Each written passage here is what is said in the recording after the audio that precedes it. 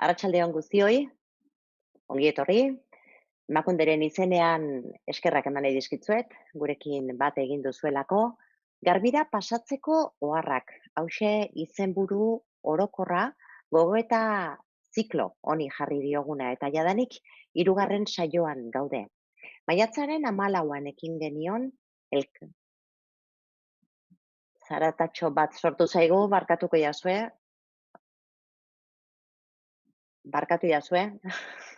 sartu beharret ziren zaratak. Esaten ari nintzen, eskerrak emanez hasita, hemen bat egin duzuelako gurekin, eta 3. ziklo honetan ere gurekin zaudetenoi bereiziki eskerrak. Maiatzaren 14ean ekin genion gogoeta egiteari, COVID-19ak eragindako egoera berri honek maila desberdinetan eragiten dizkigun gogoetak partekatu egin nahi ditugulako. Biolentziaren ertzak eta osasun inpaktuak aztertu ditugu saio banatan, eta gaur mugimendu feministen ahotsak bilduko ditugu. Laster 3 hilabete izango dira hankaz gora jarri zitzaigula ohikotasuna, ez diogu normaltasuna esango, birusa baino lehen ere normaltzat hartu ezin ditzakegun makina bat desberdintasun eta inekidade bat zeudelako. Edonola ere onartu beharra dago egoera erabat berri, ezezagun eta korapilatsuaren aurrean gaudela. Batzuek esaten dute guztiz disruptiboa izango dela. Krisi perfektuaren paradigma beste batzuen iritziz. Norberaren osasuna eta osasun komunitarioa ukitu dituenak, baita ekonomia eta haren euskarri diren faktore ezkutuak. Nordaki, agian betirako ukitu ere egin ditu honek. Honen aurrean erantzuna aurkitzea ez da erreza, eta ere zailagoa dirudi iraungo duten erantzunak aurkitzeak. Emakundek gogoeta egin nahi du gai honen inguruan ikaspenak elkarrekin partekatzeko, ze gogoeta partekatua izatea nahi dugu. Gaitzak ondorioak utziko dizkigu maila guztietan, eta elkarrekin hausnartu nahi dugu nola eragiten ari den gizon eta emakumeen arteko berdintasunari dagokionez. Genero ikuspegia txertatzen ez bada, berrosatze fase honetan, berdintasunean atzera egiteko arrisku handia dagoela ohartzen dute ahots askok. COVID-19aren krisiak agenda eta lehentasun politikoak aldatu egingo ditu, politiko eta sozialak, eta politika publiko guztiak berbideratu egin beharko dira. Eta beren lehentasunetan genero ikuspegiarekin erantzutea proposatzen dugu, hori gabe inboluzio arriskua baita. Mugimendu feministaren ekarpenak jasoz, gero garbira pasatuko ditugun, ohar hoiek osatu egingo ditugu beraz, gaurko saio honetan berehala, emango dizkizuet parte hartzeko xehetasunak, eta baita ere denbora kudeatzeko mekanismoak, ekin baino lehen ongi etorri eta eskerrak eman nahi dizkiot Emakundeko zuzendari nagusiari, Izaskun Landaidari, arratsalde on Izaskun. Arratsalde on Pili. Arratsalde on guztioi, ongi etorriak garbira pasatzeko oharrak izeneko ziklo honen ekitaldi berri batera. Zikloaren bidez, COVID-19ak berdintasunean duen eraginari buruzko eztabaida eta hausnarketa partekatua sortu nahi dugu. Dakizuenez, jardunaldi hauetan hausnarketa zabala egiten ari gara, aditu ezberdinekin, COVID-19aren krisiak berdintasunaren alorrean dituen ondorioen inguruan eta hauei aurre egiteko estrategien inguruan. Ekarpen guzti hauekin, Emakundetik egiten ari garen lanean sakontzeko. Jardunaldi hauetan ikusten ari garen bezala, pandemia honek emakumeengan eta gizonengan eragin desberdina du, bai eta ekonomia, gizarte eta familia ondorio desberdinak ere. Hori dela eta argi daukagu genero ikuspegi intersekzionala aplikatu behar dela krisi honetatik irteteko plangintzan edo bide horrian. Izan ere, krisi honek lehendik ere egiturazko ezberdintasunak zirenak areagotu egin ditu eta. Aurreko solasaldietan emakumeen kontrako indarkeria matxista eta emakumeen osasuna gaiak jorratu ditugu. Gaurkoan krisi honen testuingurua aztertu nahi dugu feminismoaren ikuspegitik eta horretarako mugimendu feministako kideen partaidetza dugu gaur. Eskerrak eman nahi dizkiet, lehenik eta behin Josune Oiarbideri, Forum Feminista Maria de Maestuko kideari, Maider Silbetiri, Plasandreoko kideari eta Josebi Iturriozi, gure gonbidapena onartzeagatik. Solasaldi honetan, testu inguru honetan, mugimendu feministak planteatzen dituen aldarrikapenak eta ekintzak hobeto ezagutu nahi ditugu, aztertu eta eztabaidatu zikloaren helburuari helduz. Beti da beharrezko elkarlana, baina COVID-19 ondoriozko krisi honen aurrean, inoiz baino argiago ikusten dugu elkarlana behar dugula egoera berri honek aurrean jartzen dizkigun erronkei erantzuteko eta erantzun horretan genero ikuspegi intersekzionala zertatzeko. Eskerrak beraz, mugimendu feministako 3 partaidei, Pilar Kaltzadari beti bezala solasaldi hauetan bere laguntza eskaintzagatik eta baita ekitaldi hau posible egiten duzuen lantalde osoari. Espero dut, ziur naiz, solasaldi aberasgarria izango dela. Eskerrik asko. Eskerrik asko, eskerrak zuri Itaskun, eta, prest gaude, gero garbira pasa beharko ditugun oharrak jasotzen hasteko, berehala aurkeztuko dizkizuet mai ez den, mai inguru honetako kideak, baina aurretik oharparea. Daukagun denbora ongi neurtzen eta erabiltzen saiatuko gara, eta 8 laurden gutxiagotan amaitzea kalkulatu dugu. Beraz, ordubete eta 45 minutu ditugu hitz egiteko guztira, emakunderen gonbidapena onartu duten adituekin, eta zuekin, izan ere, zuek ere parte hartzea nahi genuke. Saio parte hartzailea izan dedin, zuen ekarpenak ere jaso nahi ditugu, eta horretarako ondoko telefono zenbakia hartzazue, uste dut bean ere jarrita duzuela, 600-666-152 da zenbakia, 600-666-152, eta bai WhatsApp zein Telegramen bitartez, saioaren amaieran jasoko ditugun zuen galderak emango ditugu, neuk helaraziko dizkiet parte hartzailei, eta gogoratu ere bai, horre futerrean edo oinean badaukazuela formulario modukoa, zuen ekarpenak, besterik gabe, bidali edo igorri ahal izateko. Esaikuzue beraz, emisio leioaren azpian dagoen galdetegi horretako gaiak jasotzeaz gainera, 600-666-152 zenbakiaren bitartez, WhatsApp eta Telegramen entzuten egongo gara. Hemen jasoko dugu guztia, eta gero garbira pasako dugu, baina gaurko saioan zehar ere garbira pasatzen lagunduko digu Mirian Artolak. Berak akta jasoko du, baina akta bisuala izango da. Aurreko saioetan gurekin bat egin duzuenok, badakizue zein ongi biltzen dituen ideiak eta zein ederki bihurtzen ditu irudi. Miri, bertan zaude, ez da? Bai, hementxe nago, prest. Mirik jasoko dizkigu bere irudien bitartez, hemen azaldutako ideiak gero ikusi ahal izango dugu, bere oharrak nolakoak diren, gero geuk ere oharrak hartu egin beharko ditugulako. Baita ere, zeinu hizkuntzaren bitartez jasotzen ari gara, zuen pantailan ikus dezakezue, eta nola ez, eskerrak eman egin dizkiet, Arabako Gorrak Elkarteko Ainize eta Seilari. Luzamendutan galdu gabe beraz, iruditzen baldin bazaizue, goazen arira. Eta banan aurkeztuko dizkitzuet gonbidatuak. Josune Oiarbide, Maria de Maestu, Forum Feministako kidea da, esan gabe doa taldea aitzindaria dela, askok ezagutu eta baloratzen dugu ikaragarri egindako lana.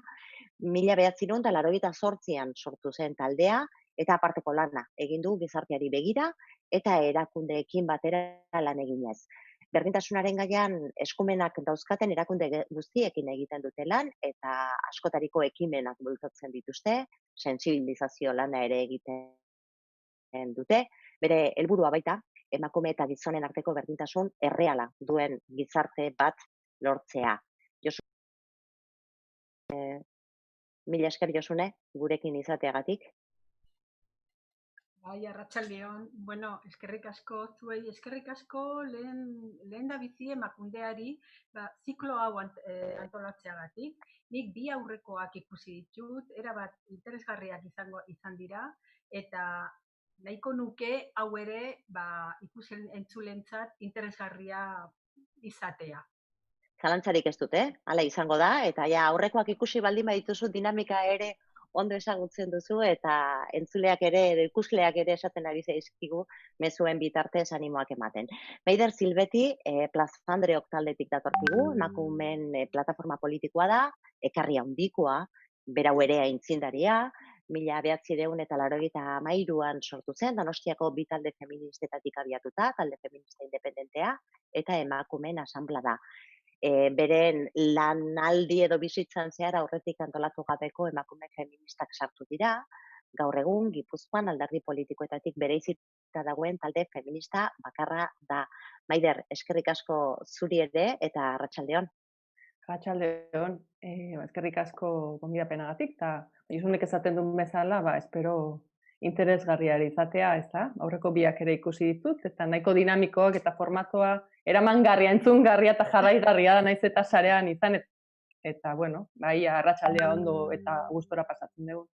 Ia biribiltzen dugun honekin ere, eskerrik asko Maider. Eta Josebi Turriotz, militante transfeminista. Hain justu ere, Plaza Andreok plataforma politikoan hasi eta 2000 urtean Medea kolektibo transfeminista sortu zuen, beste lankide batzuekin batera, plantamendu eta diskurtso transfeministak Euskal Herrian ere txertatzeko. Josebe, ongi etorri, arratsaldeon zuri ere? Eixo, arratsaldeon, da, beste ekideek esan duten desira berak, eta ia berrondo pasatzen dugun arratsalde honetan, da, eskarrik asko gonbidatzeagatik. Mila esker. Ia ondo pasatzen dugun eta ia garbira pasako ditugun zirriborro horien zerrenda asko luzatzen dugun, dena behar izango dugu eta lehenengo pausua nahi nuke egin eta hala proposatzen dizuet, diagnostikotik abiatuta, ez da? Aipatu dut hasieran COVID-19aren krisi honek agenda eta lehentasun politiko eta sozialak aldatu egingo dituela. Jadanik aldatzen ari direla ere esan liteke, ez da? Aditu guztiek hartzen digute pandemia honek emakumeengan eta gizonengan duen eragina desberdina dela, maila guztietan, ekonomian, gizarte, familia ondorio desberdinak dituelako. Beraz, genero ikuspegi intersekzionala aplikatu behar dela azpimarratzen zaigu, azterketan, lehendik zeuden egiturazko desberdintasunak areagotu eta larriagotu egin daitezkelako, edo larriagotu direlako jadanik. Labur, nahita ez, baino faktore batzuk behintzat bai hartu beharko ditugula kontuan iruditzen zaigu. Esate baterako, emakumeek osasun eta gizarte zerbitzuetan duten ordezkapen maila oso altua dela. Emakumeak direla osasun eta gizarte zerbitzuetan lan egiten dutenen 60% gutxienez. Ez da ahaztu behar gainera, kolektibo horretan eragin duela birusak gehien. Emakumeak dira, gainera, konfinamendu osoan lehen lerroan egon diren sektoretako lanean egiten dutenak. Elikadura merkataritzan, garbiketa zerbitzuetan, egoitzetan, etxeko langileek eta zaintzaileek beren gain hartu dituzte mendeko pertsonak zaintzeko lanak, eta horiek ere nagusiki emakumeak dira. Etxeko lanak eta zaintza lanak areagotu egin direnak eremu pribatuan emakumeek hartzen dute, beren gainean lan honen zatirik handiena, egoera larriagotu eginda gainera, ikastetxeak itxi egin direlako, telelana zabaldu egin delako, eta honek guztiak areagotu egin du, esan dezagun, gainkarga. Kontuan hartu behar da ere, ondorio ekonomikoei dagokienez, emakumeek pairatzen dutela laneko pobrezia eta prekaritate handiena. Egoera honek krisialdiari aurre egiteko abiapuntuko egoera eskasa edo okerrean jartzen gaitu. Gehien sufritu duten sektoreak, esate baterako turismoa, ostalaritza, oso sektore feminizatuak direlako. Eta sektore horietan eragiten duten bestelako faktoreak ere, kontuan hartu behar dira aldi baterako lanak, lan partzialak egotea, ezkutuko ekonomia, abar luzea. Gero, beste hainbat arlotan etxeko langilei zer gertatzen zaie, sexu langilei zer gertatzen zaie, prostituzioan diharduten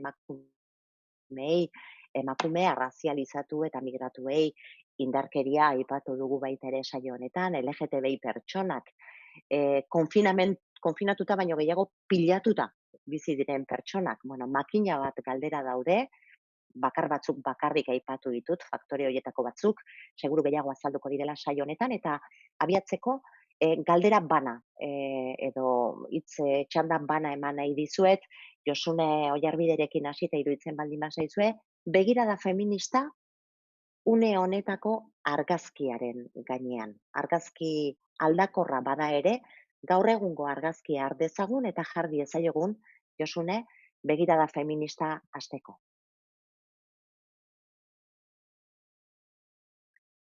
Mikrofonoa mesedez, Josune. Orain. Orain. Zuk ondo esan dezun bezala eta ikaskunek ere bai uste dut, krisialdi honek ez du berdin eragiten emakumeei eta gizonezkoei. Eta ez du berdin eragiten zeren abiapuntu ezberdina delako eta bakoitzaren situazioa ezberdina delako. Baina honek ezberdintasun horiek lehendik eta aspalditik datozenak areagotu egiten ditu. Areagotu egiten ditu zeren krisi hau ez da, osasun krisi bat da, baina ez hori bakarrik da krisi ekonomikoa eta krisi soziala. Ze gertatzen da? Krisi ekonomikoki emakumeen egoera okerragoa da, beti okerragoa da, beraien lan baldintzak diferenteak, okerragoak, prekarietatea, aldi bateko lanak, beraiek hartzen dituzte ordu murrizketak, estedeziak eta abar, zeren hor zaintza lanak eta etxeko lanak gurutzatu egiten dira. Eta horiek gurutzatzen direnean emakumeak gehienak behintzet, askotan, lehentasuna horri zaintza lanai ematen die. Zeren, emakumeak beti, gizarteak rol hori eman digu, baina horri amatasuna gehitzen badiogu, orduan ja, edo gizarteak neurri bereziak hartzen ditu, edo bestela beti hor, ez dakit, zirkulo bizioso esaten da nolako baten sartuta gaude eta hortik irtetzea, baina nik uste dut COVID hau dela eta orain egiten diren eta egingo diren analisi guztiak, pronostiko guztiak eta hartuko diren eta hartu behar diren neurri guztiak ezinbestekoa da genero ikuspegitik begiratzea eta begirada feminista bat izatea. Ezinbestekoa da. Bestela, hartzen diren neurriak ez dira mundu guztiarentzat, gizarte guztiarentzat egokiak izango. Eta gizartea emakumeok eta gizonezkook denok osatzen dugu. Pertsona guztiok osatzen dugu.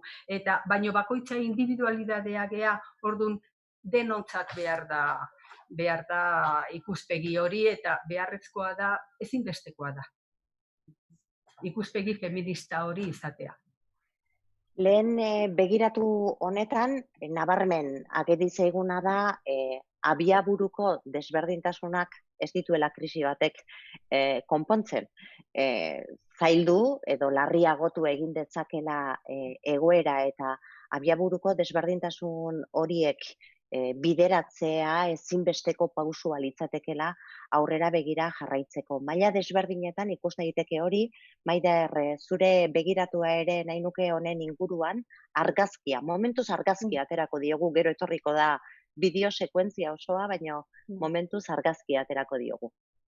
Esan dezun bezala, diagnostikoen inguruan hitz egiten ari gea ez da, eta, apirilaren lehendabiziko astean edo hortxe, Euskal Herriko Koordinadora Feministak ateratzen dokumentua justo bizitzak erdigunean izen burua duen dokumentua, eta azkenean diagnostiko bada, ez da, ze gertatzen.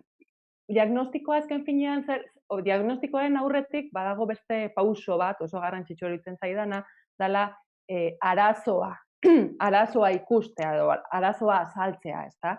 Eta hori, halabeharrez gaur egun hori ikuspuntu feminista batekin egin behar da. Egiten alizateko diagnostiko feminista bat, arazoaren untziatu behar dugu, definitu behar dugu, ikuspuntu feministatik egin behar dugu. Eta diagnostikoak hori ere barne hartzen du. Lehendabiziko diagnostiko bat da, datuak daude, baino baita ere, behin eta berriz, beratal ezberdinetan esaten dana, aurrerago osatu ahal izango dela, jasotako informazioarekin edo egindako ikerketetakin. Orduan, niri oso garrantzitsua iruditzen zait, justo krisi, azkenean zaintzaren krisi honetan, hasierako asteetan, nola mugitu den mugimendu feminista eta diagnostiko bat, aurrez arazoa definitu eta diagnostiko bat atera duen. Eta hor garbi izaten da, azkenean, hemen zaintza politiko publikoak beharrezkoak dira. Diagnostiko osoa zeharkatzen duen hildua da horren beharra, eta baita ere denboraren kudeak eta politika publikoak. Igual hori aurrerago gure proposamenekin edo pixka bat azaldu gal izango dut, baina hor geratzen da, ezta? Orduan, diagnostiko honek eta arazoaren definizioak zer ekarri digun, orain arte esan duzuen bezala, nola ezberdintasuna, diskriminazioa eta bortizkeria egiturazkoa dan, eta honek zertara garamatza, pixkat kritikoak izan barria, eta galdetu behar diogu gure buruari berdintasun politikek zer aurreratu duten, zer egin duten, noraino iritsi diran egiturazko ezberdintasun bortizkeria horiek, ez baldin badia izan gai izan horiek pixkat mugitzeko aldatzeko, ezta? Zatik, berdin gaude, okerrago gaude, okerrago egongo gea guzti hau pasatzen da, ezta? Egiturazko diskriminazio bortizkeri honek, uste digu panorama oso latza batetik, esan dugun bezala, prekaritate ekonomikoa dago, emakumeek pairatzen dutena gehien, baita ere esklusio soziala, eta hor, osasunean lanare dian emakumeak daude, garbitzaileak daude, supermerkatuetan, kutxazainetan dauden emakumeak daude, baita ere zaharretxeko langileak emakumeak gehienak, etxean lana egiten dutena bai ordaindutako lana eta bai ez ordaindutako lana. Orduan, esklusio ekonomiko honek eramango gaitu, seguna, esklusio sozial batetara, ezta? Gure ardura beste bat izango da, bizi irautea, eta orduan, parte hartze edo aldarrikapen sozialetik, pixkat aldentzeko arriskua hor dago, jendeak edo nola ikusten ditu emakume horiek, ezta? Baita ere, esklusio sozialaren hildo edo arista ezberdinak. Bestaldetik baita ere, kolokan jartzen dira hiritartasun eskubideak, eta hauek baita ere emakume migranteentzako, hauek errekonozitzeko zailtasunak orain, COVID-a bukatzen denean, o pasatzen dugunean, edo itxoiten arikenan urrengo COVID-a datorren, tarte horretan, bai izango dira, nun geratzen dira, ez errekonozimendu horiek, oraindik eta are zailagoak izango dira, adibidez, Portugal bezalako herrialde batek, migranteak ziran eta estatus hori, migrante estatua zeukan pertsonei, hiritartasuna eman die, eta, hori, baina hemen ez da horrelako hori gertatu. Eta beste arrisku badagona, bada emakumeen aurkako bortizkeria espiral batean bilakatzea. Hau da, bortizkeria matxistari beste bortizkeria hauek, diskriminazio hauek gehitzea eta txertatzea, ez? Esan duguna, ekonomikoa, soziala, hiritartasun eskubidean, orduan bortizkeria espiral batean sartze honek, askotan eramaten du impunitate simboliko batetara, eta subjektuak, emakumeak, geroz eta balio errekonozimendu sozial gutxiago izango dugu, gure lanak aurrera, gure lanek, bai, ordaindutakoak edo, eta duenak ordainduta ere, prestigio sozial edo errekonozimendu sozial gutxiago izango dute, horren arriskua daukagu, ez impunitate simboliko batean iritsiko, ez eramatea zerbait egiten ez baldin bada, eta oinarritik gauza proposatzen ez baldin badira. Eta honen guztiaren ondorioa izan daiteke publikoa eta pribatuaren arteko tartea handitu egin. Krisi honek agerian utzi du transizioa, emakumeek azkenean jundira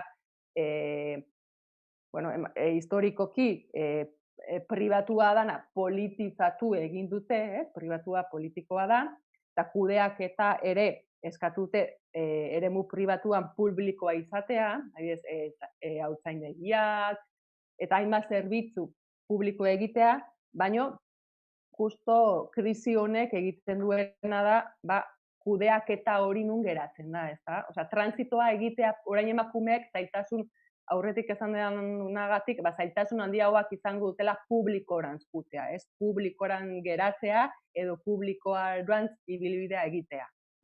Horiek dira hasierako ez dakit enkuadrea edo Eta ez da gutxi, koordenatuak eta argi fokoak jarri ditugu, nik bat nolabait ekartzearren aurreko saioetan jasotakoak ere ikusten da nabarmen, berriro ere zaintza refamiliarizatu egiten dela, espazio pribaturantz bueltatzen direla berriro enegarrenez aurrera egindako pausuak eta horrek sortzen duen espiralaren zirimola horren inguruan nola biltzen diren gainerako desberdintasunak. Beste hitz batzuekin, baino aurrekoan ere esaten zitzaigun, ez da? Lehendik zorlaturik zegoen zaurian piku egiten duela virus honek. Josebe Iturriotz, zure txanda, zure begirada, argazkiko begirada, gero esan bezala irudi mugimenduan etorriko zaizkiguta. Bueno, argazkia baino hausnarketa txiki bat egitea gustatuko litzaidake. Batetik esatea, pandemiak areagotu duena da, feminismoak ja urtetan ikustarazten ari zan kolapso bat.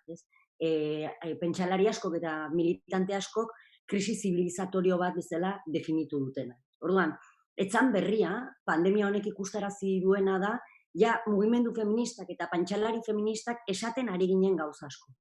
Orduan, pandemiarekin izendatu duguna, benetan, krisi multikausal bat da. Eta horren oinarrian, azken finean, dagaguna da kapitalismo patriarkal eta kolonial bat. Nik uste dut nire kideak apunteak jarri dituztela arrazakerian emakumeak gauza asko, baina azken finean oinarrian dagoena da sistema bat nun bizitza talka egiten du gure balio sistemarekin. Zergatik, azken finean bizitza hildako balioa bilakatzen dugulako. Azken finean kapitalak sortzen duena da benetako baliorik ez duen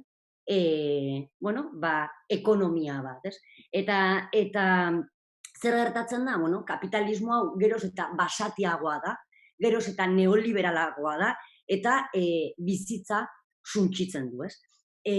Argi dago adibidez, ez dakit ez, pandemian sartuko nuke ekosistemaren krisi potente batean.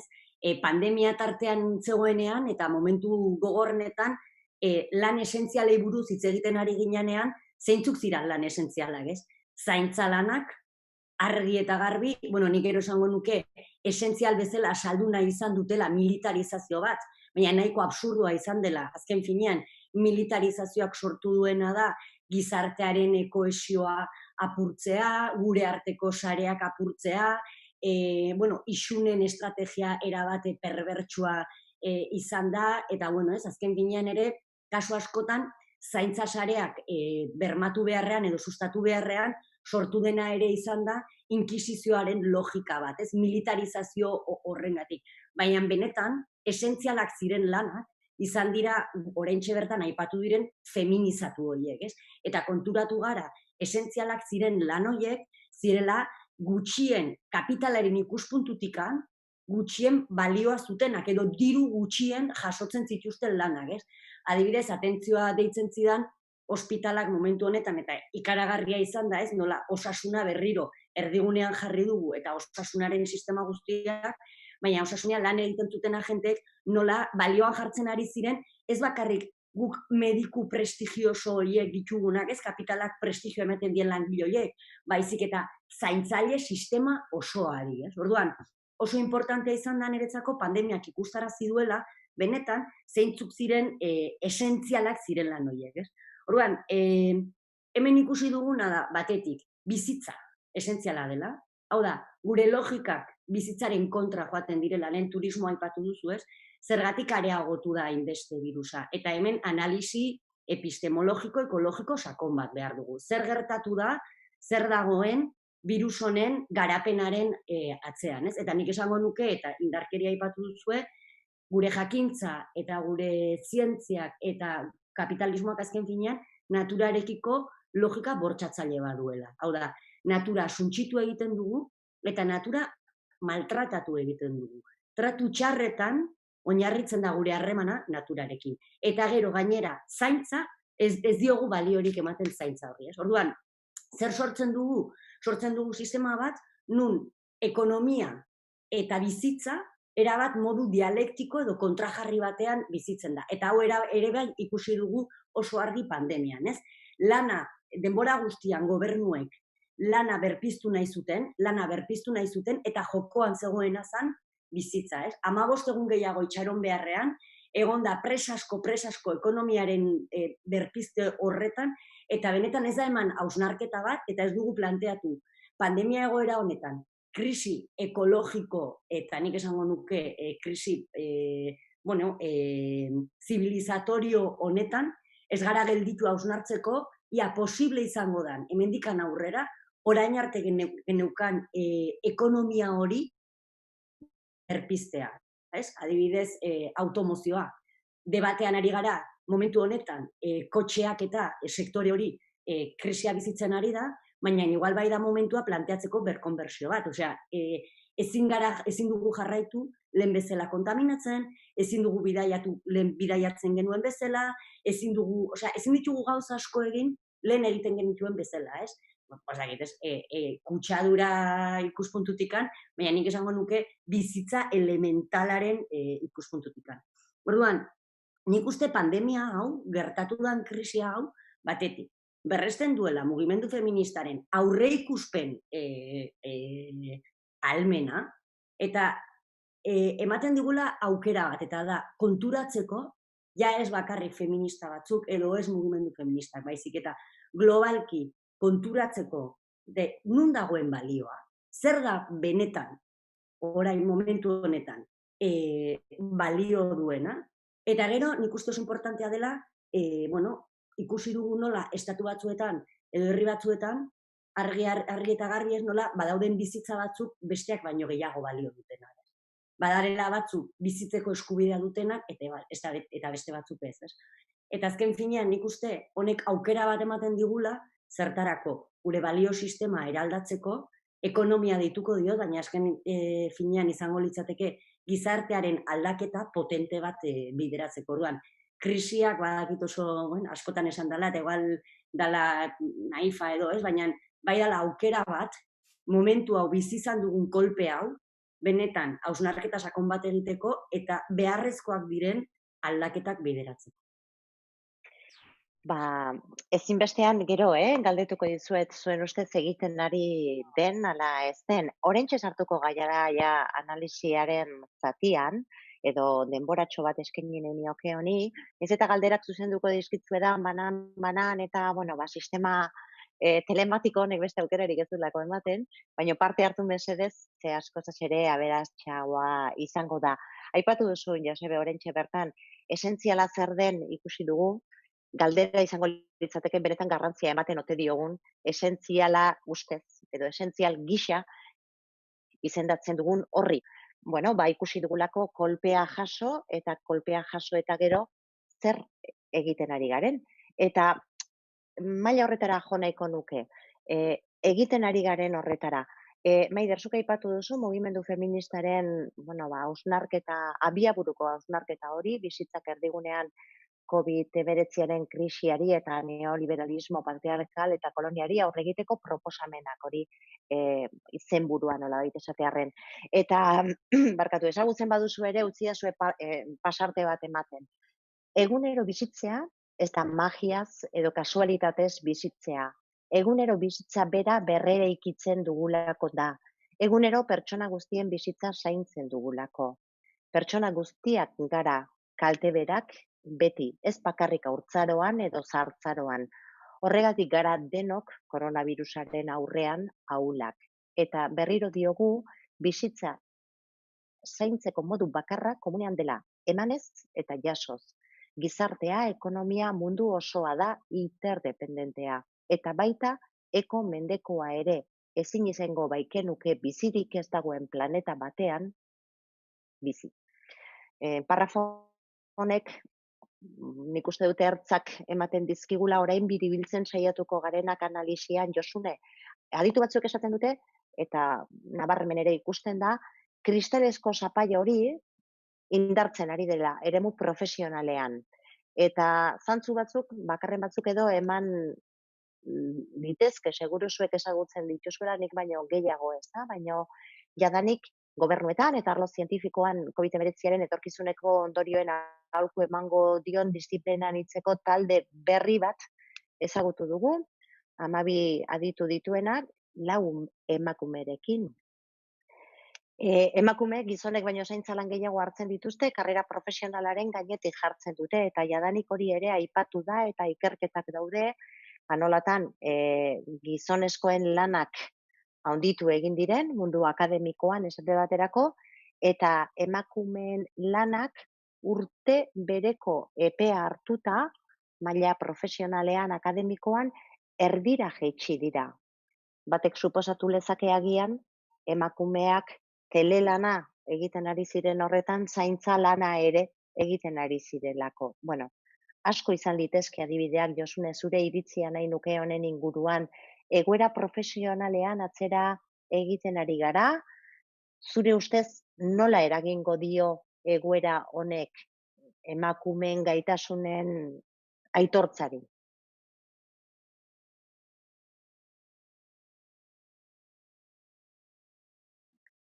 Ez dakit mikroa pizterik duzun, Josune? Hemen ondoan duzu? Orain primeran. Bai, ez nion ikusten. Bueno, ni lehen oso laburra izan nahi, baino zaintzari buruz esan diren hainbat gauzakin bat nator.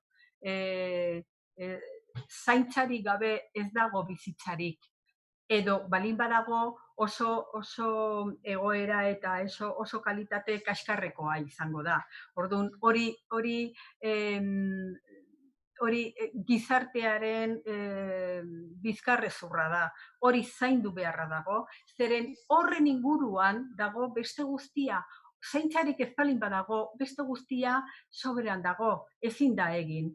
Bueno, zuk esaten zidazun kristalezko zabaia. Bueno, kristalezko zabaia betidanik izan da. Betidanik izan da,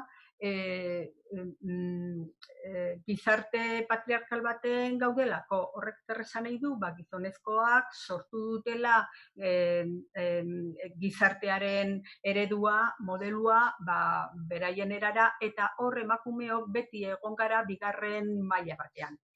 Iraganean, esaten zan, eske emakumeak ez dute formakuntzarik, nahiko goi mailako lanpostuak edo tokietan egoteko.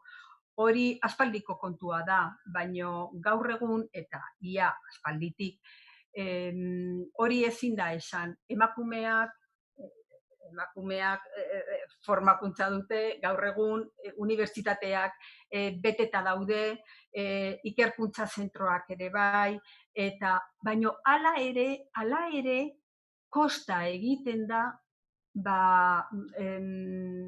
nola esan, erabakiak hartzen diren eta analisiak egiten diren talde horietan sartzea. Zu jarri duzun ejemplua, talde hori 12 lagun eta 4 emakume bakarrik. Horrek esan nahi du, beste 8 gizonezkoak direla. Hau da, doble emakume eta gizonezko doble dago emakume baino. Hori akats handi bat da. Ez bakarrik guretzat, emakumeontzat, gizarte guztiarentzat. Akatsa da, zeren hor egingo diren analisiak eta hartuko diren neurriak, akatsak izango dituzte. Gero aipatu duzu, artikulu teknikoak eta guzti horrek hoxe eragina duela. Emakumeak, etxean, itxialdi honetan, alduenak behintzat, telelana deitzen dan hori egin du.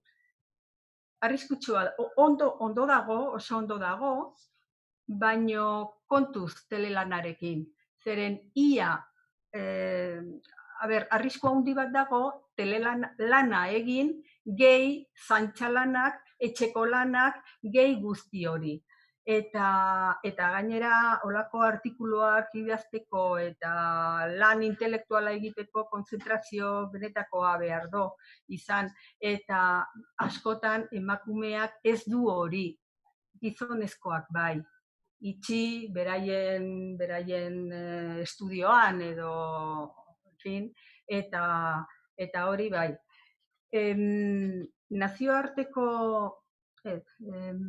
Nazio Batuen erakundeak hau dela eta COVID hau dela eta aholku eman ditu. Eta hoien artean dago, fokua emakumeen eta neska txikien gan jarri behar dela.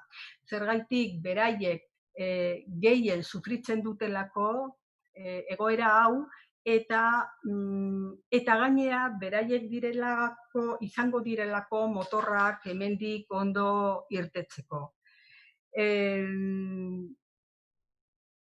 Guzti hau, bai, lotuta dago, bai,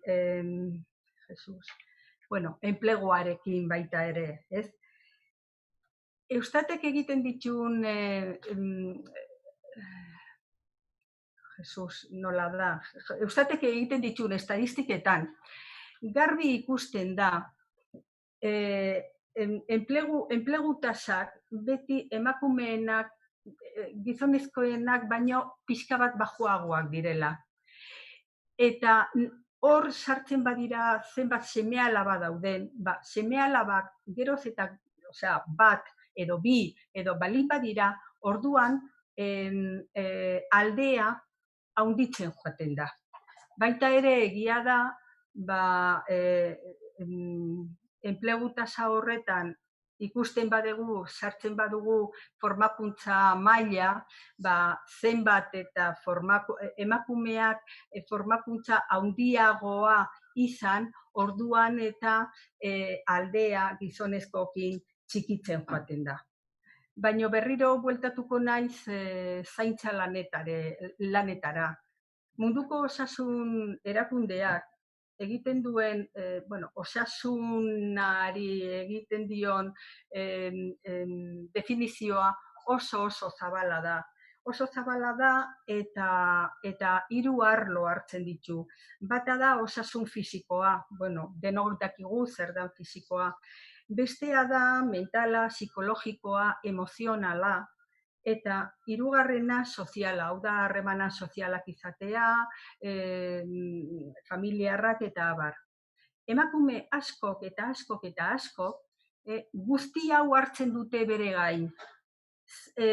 Besteen osasun hau, besteen osasun fisikoa, baino ondo egotea, emozionala, hori dana hartzen dute bere gain, sekulako zama da, eta askotan beraien burutaz edo beraietaz ahaztuta eta hor prezio on bat ordainduta. Ez dakit. Hor nahikoa hausnarketarako nahikoa eman diguzu analisiaren ikuspuntu, esan alda, ez dakit zuzenduko jazue, sistemikoa ez da? Hasi gaitezke norberaren esperientzietatik, hasi gaitezke bizitzari eragiten dion alderdi bakar batetik eta guztiak errenkadan ukituz joaten gara. Gero bueltatuko gara, ziur naiz, zaintzaren korapilo honetara, baina Maider, zure iritzia nahi nuke orain lidergoen inguruan.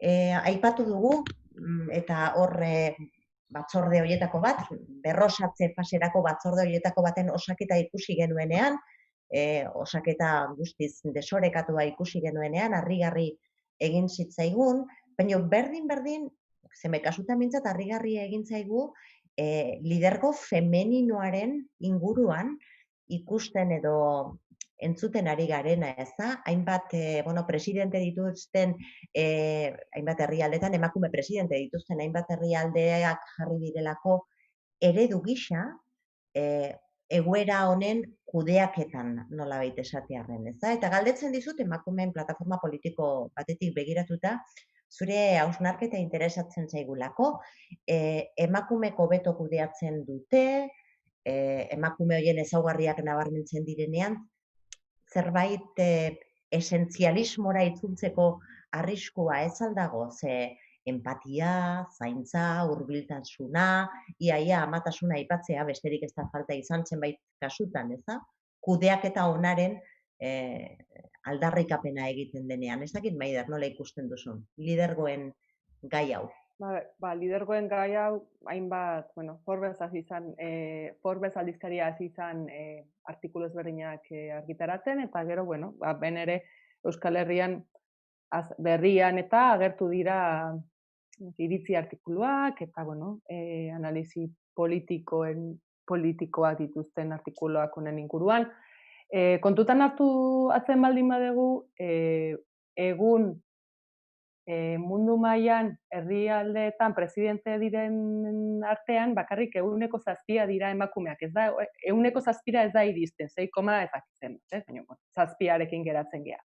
Eta esatea, edo titularra izatea emakumeek hobeto gobernatzen duten, esaten duzun bezala, ez azkenean da esentzialismora juteko oso gertu dago, eta nik uste titular horiek erresagoak direla, jendeari komunikatzea, atzean dagoen guztia aztertu baino. Eta orduan ni saiatu naiz pixka bat aztertzen edo ikusten, ez modu sakon batean izateko herrialde joan beharko nintzatekeela dena ikusten, testu inkurua eta abar, politikoa, ekonomikoa, kulturala, baina puntu batzutan hausnarketa egitea ezinbestekoa da, ezta?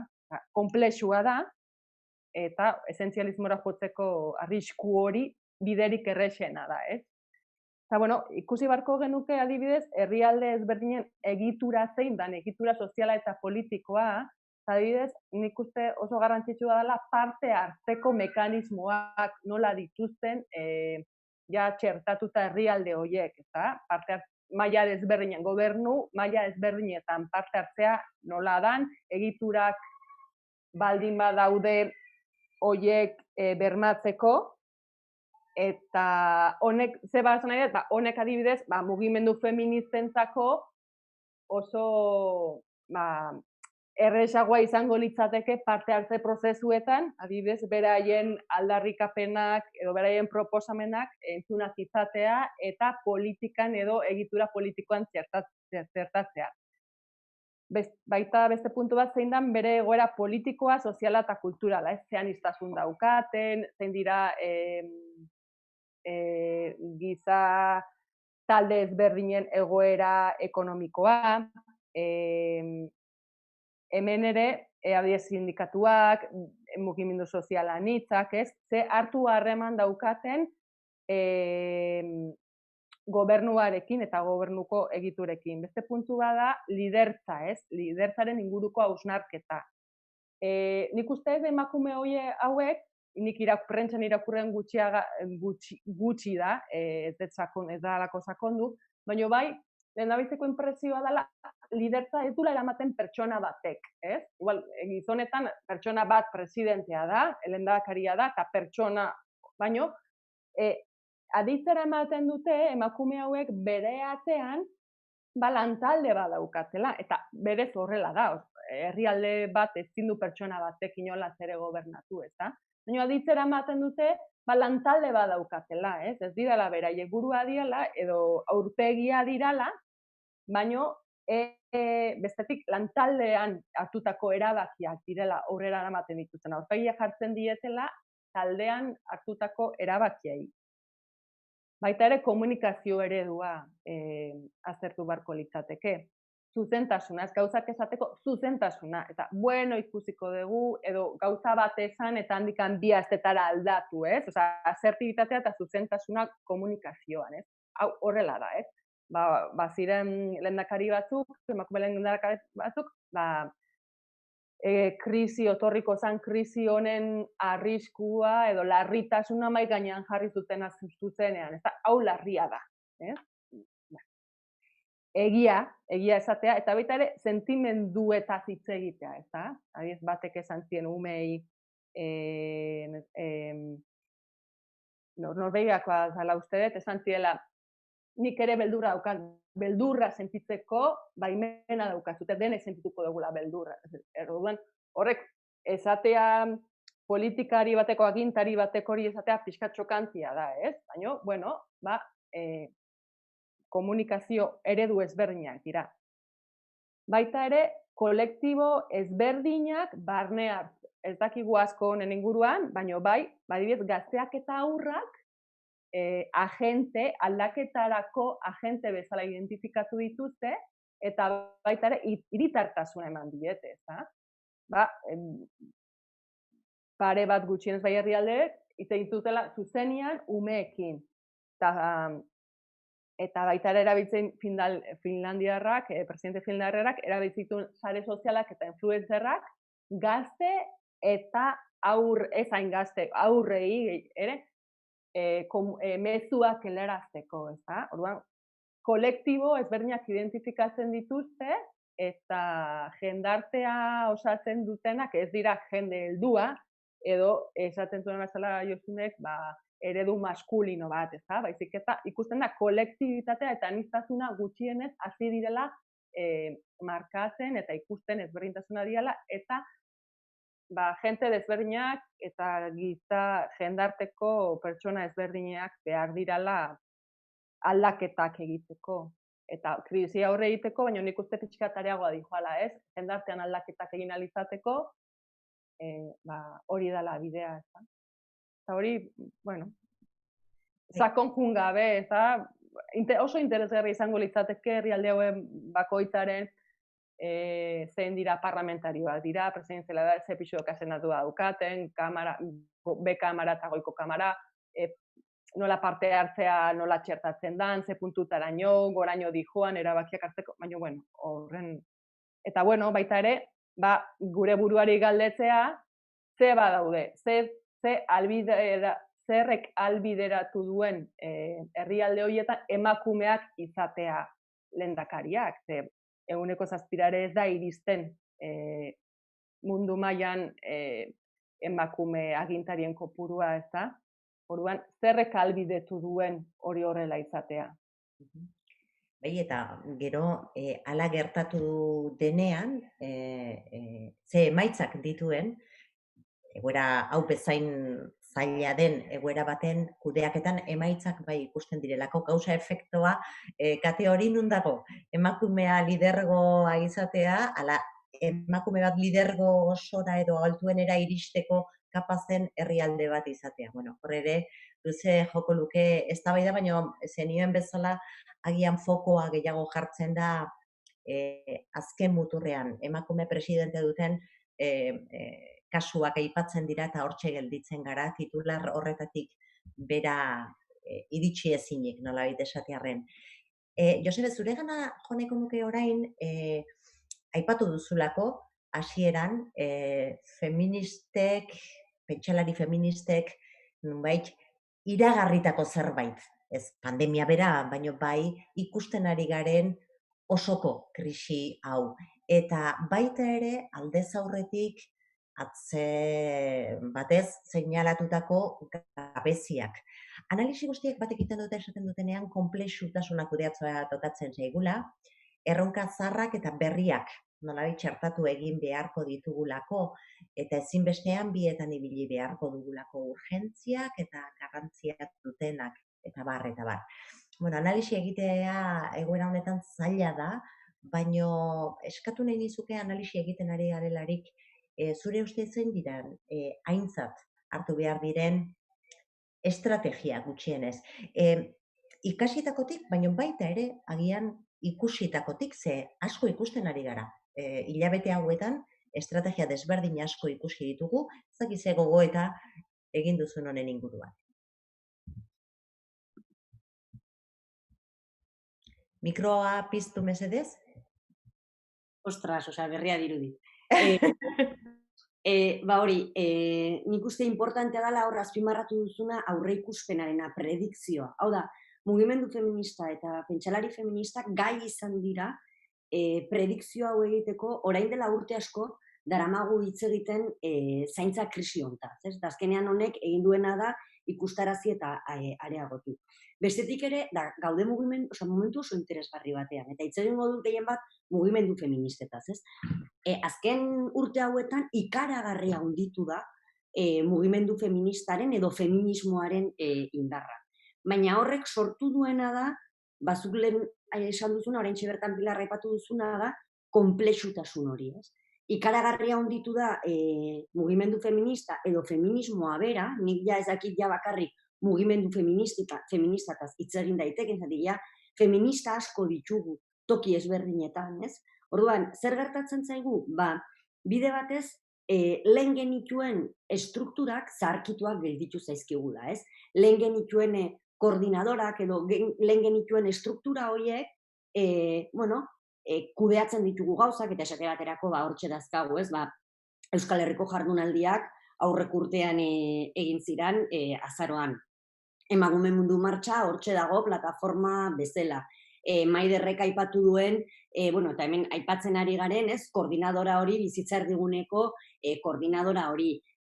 Baina baita ere, gertatu dana da, eta oso polita da, ez, sortu dira asanblada berriak, sortu dira talde berriak, belaunaldi berriak, feministak ditugu toki askotan, eta horrek, alde batetik zoriontzekoa da, baina bestetik ere gatazka asko sortu ditu, ez.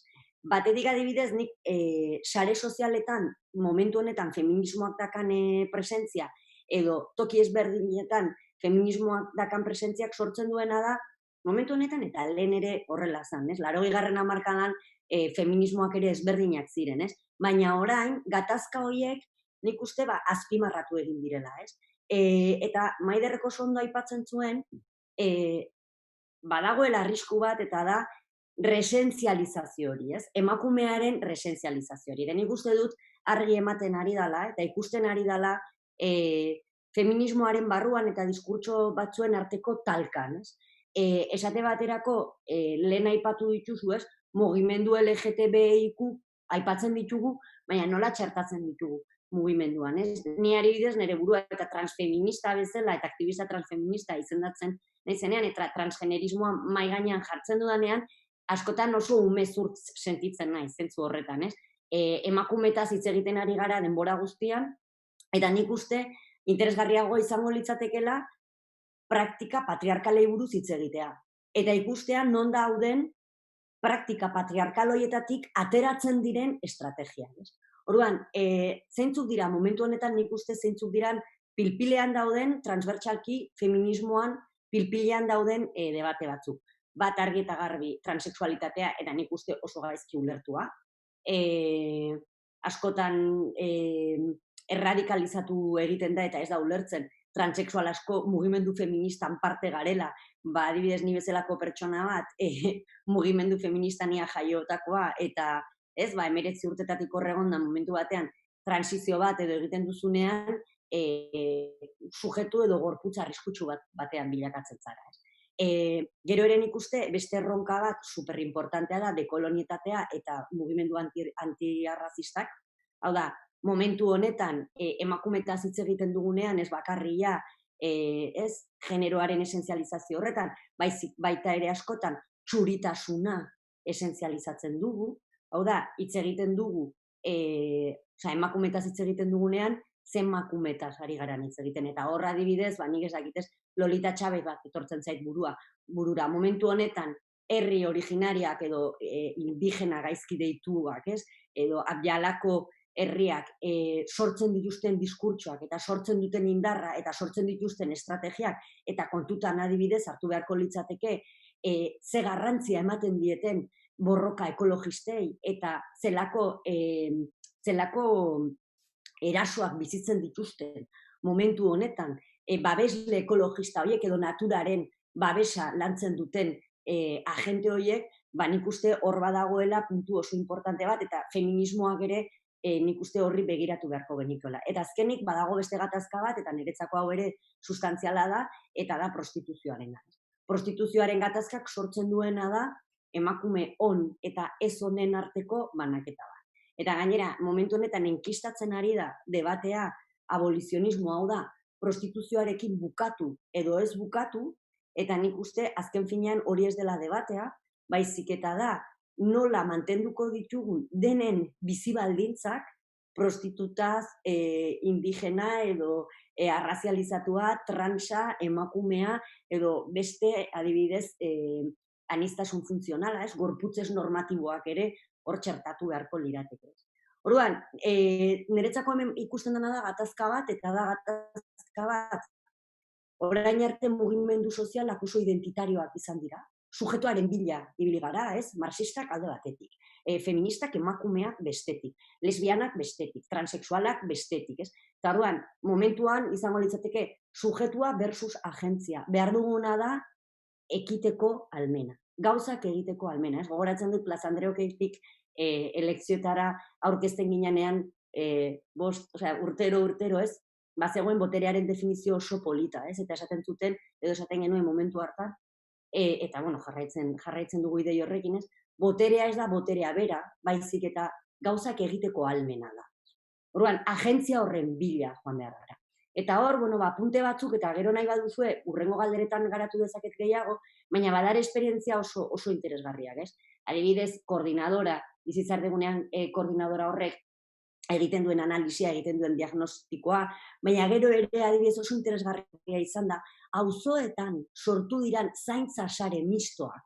Eta hortxe ikusi da adibidez, nola militante ezberdinak aliantzen bitartez oso ondo funtzionatu duten. Eta gero aipatu nahiko nuke, orain dela urte batzuk martxan jarri izan ekimen bat, baina etzana guztiz garatu eta hor jarraitzen du, eta igual bai izango litzateke momentua garatzeko, eta da eragingunea. Eragingunea izan zen proposamen bat, nun biltzen ginen feminista oso ezberdinak. Bai mugimendu feministatik getorren aktivistak edo militanteak, baina baita ere beste sektoretatik zetozen feministak. Esate baterako unibertsitatetik, administraziotik, kazetariak, oso anitza zen. Gertatzen dena da ere, feminismoa eta mugimendu feminista ohitu egin dela prekarietatean funtzionatzen. Orduan, kostatzen zaigu asko estruktura horiek bermatzen eta gure lana duintasunez garatzen. Eta hor ere berplanteatu beharko genduke sistema kapitalista batean nola sortu bizi baldintza benetan gizartea aldatu nahi dugun eragile horiek aldaketa horretan edo prozesu iraultzaile horietan bizirik irauteko. Eta amaitzen dut beste idei batekin, ez dugu ahaztu behar, gertutik dakagula momentu honetan fascismoa, ez dugu ahaztu behar momentu honetan adibidez, eta naiz eta Madril izan, Madrilgo kideak, martxoak 8 antolatu duten Madrilgo kideak jarraipen gogorro bat izan dutela, gobernua sartu dute salaketa, baina azkenean hor egon direnak deklaratzeko deika eta pandemia momentu gogorrenean beste prozesu guztiak geldirik zeudenean feministak akosatzen egon dira. Eta horren atzean fascismoa dago.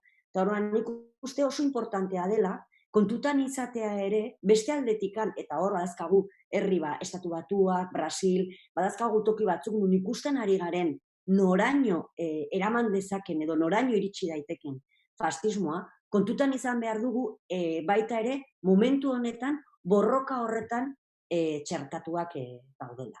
Orduan, nik uste importantea diala, kontutan izatea zer gauza egin nahi ditugun, baina baita ere ez bizi, askotan hori egiten dugu gure munduan bizi eta ez gara askotan konturatzen zein dagoen beste aldean. Eta horretarako uste dut aliantziak beharrezkoak direla eta aliantzak suposatzen dute talde identitarioetatik ateratzea, lanketak arraza landu nahi dutenak, emakume bezala sentitzen direnak, lantaldeak sortu daitezke, baina aliantzetatik funtzionatu behar dugu eta borrokak identitarioak alboratu behar ditugu, zatik janek ningo gaituzte. Hain zuzen ere horretara jotzea proposatzen dizuet. Aurrera begirako lan horretara aliantzak aipatu dituzu eta hainbat estrategia ere bai ikasitakotik zer gertatu den denbora honetan eta zer gertatzea nahi dugun hemendik aurrera. Behin eta berriz aipatzen ari gara tentazioa eduki dezakegula pentsatzeko hemendik aurrerakoa, 2 edo 2 hilabete terdi, 3 hilabeteko eten bat eta gero abiatzen den beste zerbait berria dela, baina gertatzen ari da oraindik. Oraindik zaintza lanak lehengo berean segitzen dute, ikusi dugu eten honek larriagotu edo ageriago ere ekarri dituela lehendik ikusten genituen elementuak, baina normalidade ohikotasun berri hori nolakoa izatea nahi dugun ere orain da galdetzeko momentua. Ze erronka ditugun begien aurrean eta erronka horiek lehentasunen arabera nola ordenatuko zenituzken. Ze gauza asko daude egiteko zalantzari gabe, baino esate baterako, aipatu dituzu batzuk, Josebe eta Josunek ere aipatu ditu beste elementu batzuk hasieran, erreskatatu, babestu, garatu ditzakegun esperientziak. Ze neurri sustatu beharko lirateken, nola antolatu beharko genuken lehentasun horiek esentzialtzat ikusten ditugun horiek benetan lehen lerroan egon daitezen.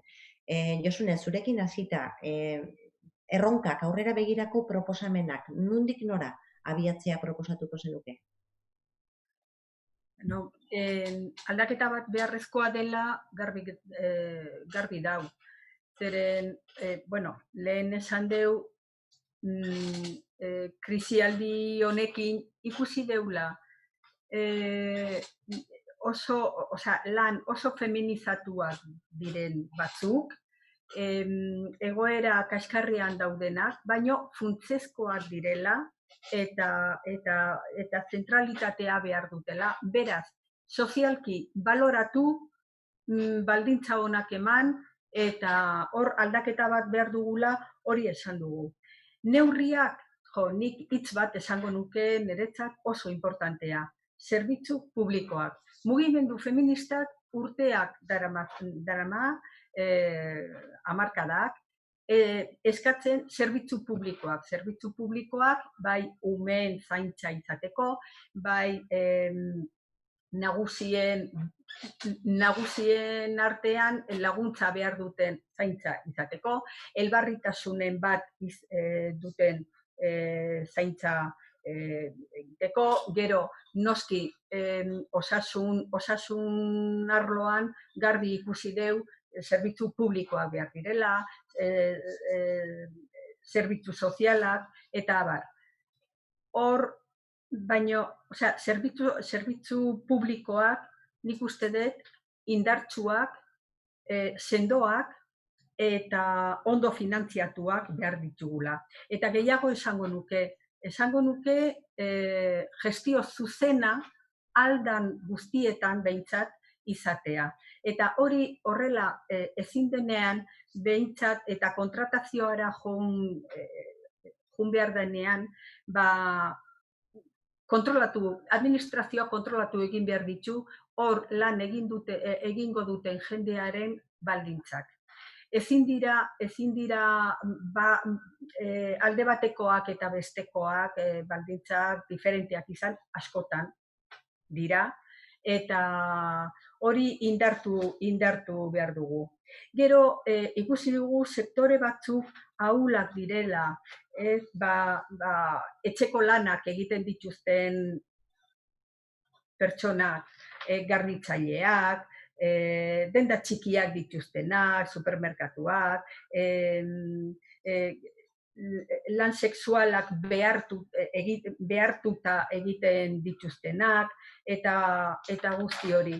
Orduan, ez dakit, etxeko lanak egiten dituztenak adibidez, hor babesa behar dute.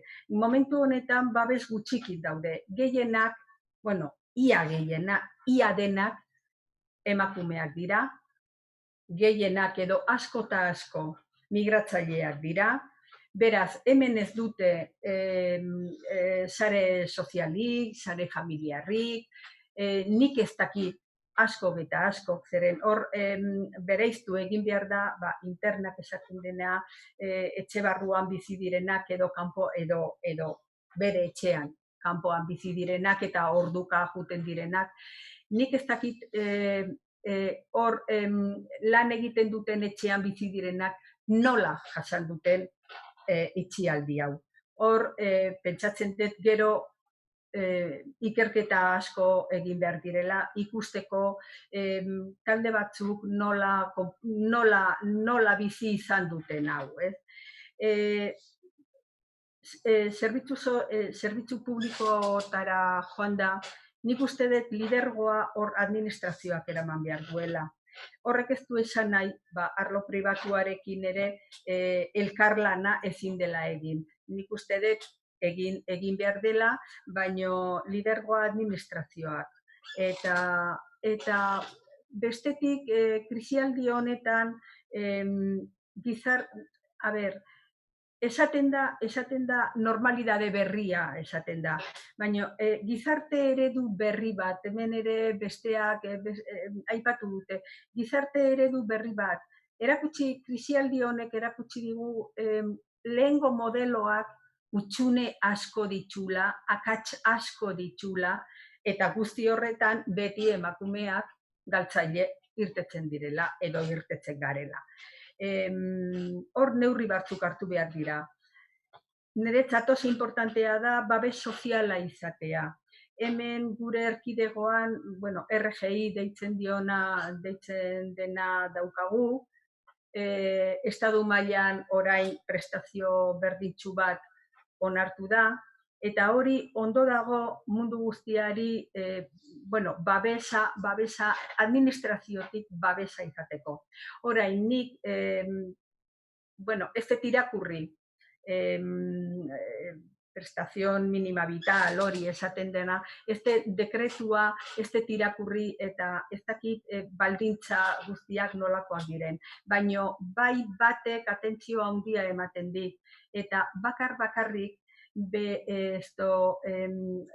egoera administratibo regularra dutenak eskatu detzakete. Hau da, atzerritarren artean paperak dituztenak.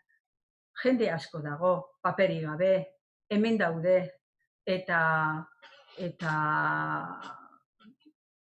beharrak dituzte, zer egingo deu.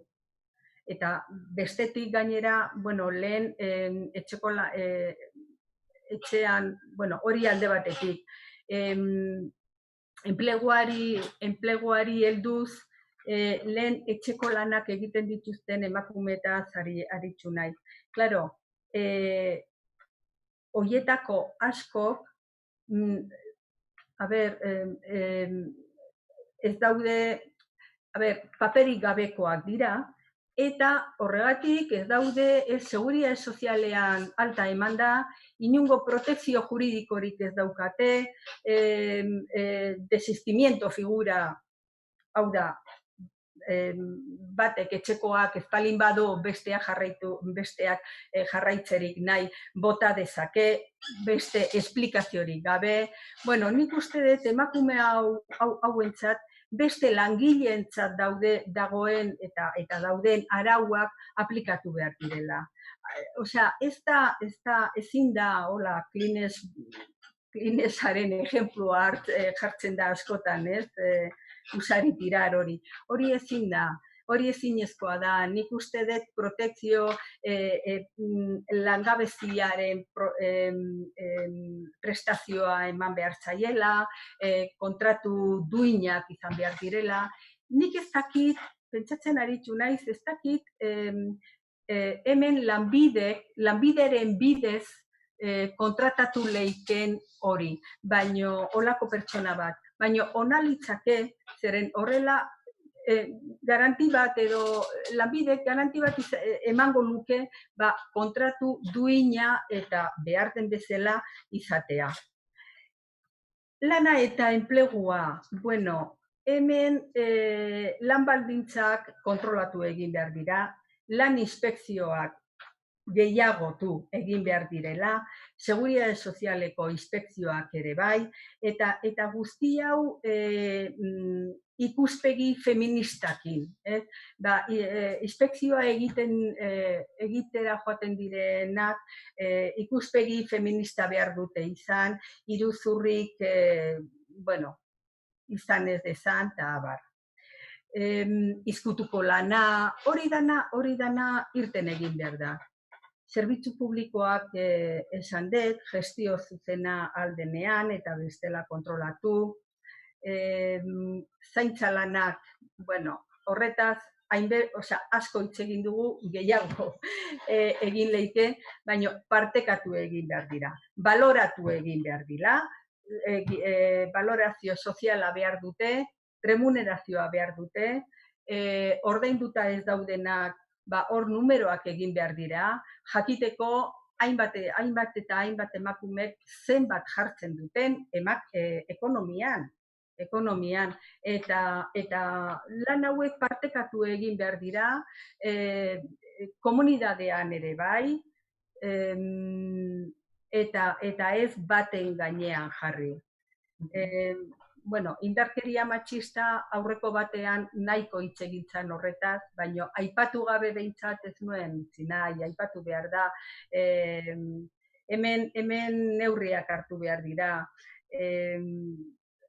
Lehen esan da, prostituzioan behartuta hiltzen emakumeak. Eta baita ere, ingurumena zaindu egin behar da. Nik uste dut krisialdi honek ingurumenarekin zerikusi handia daukala. Gure planeta zaindu egin behar dugu. Besterik ez daukagu, gure etxea da eta ez daukagu besterik.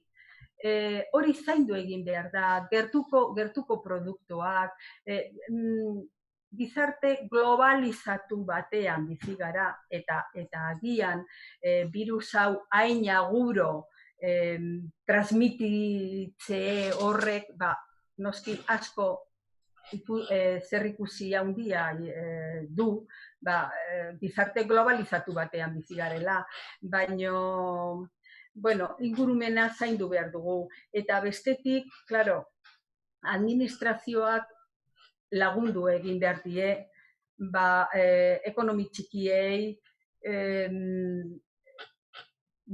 hainbat leku dauka administrazioak laguntzeko, eta horrek esan nahi du administrazioak dirua jaso behar duela, eta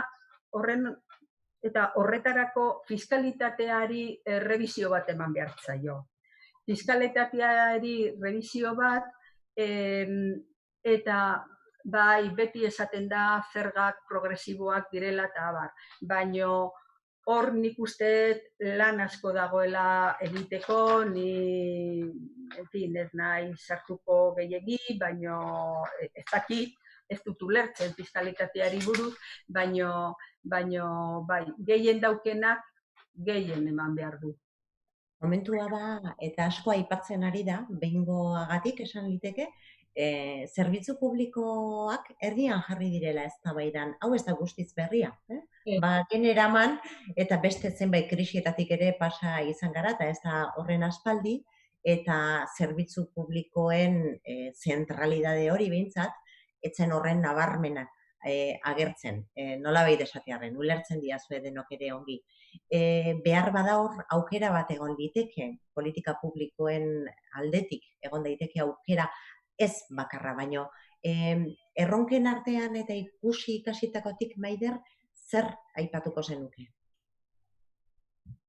Ni Josebek aipatu nari helduta, zaintza sare kolektiboak, nik uste, itxiga honea gutxi hitz egin dugu, baina oso garrantzitsuak izan dira, baita ere mugimendu feministak bultzatu ditulako, eta Josebek esaten zuen bezala, lanketa ezberdina egiten duten kolektibo eta gizarte mugimenduk ere parte hartu dutela hor, eta izan da, eztabaida eta ekintza, ekintza gunea izan da, premia zegoelako, baina nik uste zaintza sare kolektiboetan lan egitea, bai mugimendu feministak, bai beste ekologistak, aste hauetan, hilabete hauetan elkarrekin lan egin duten kolektibo ezberdina, eta kolektiboetan ez dagoen jendea ere bai, ez?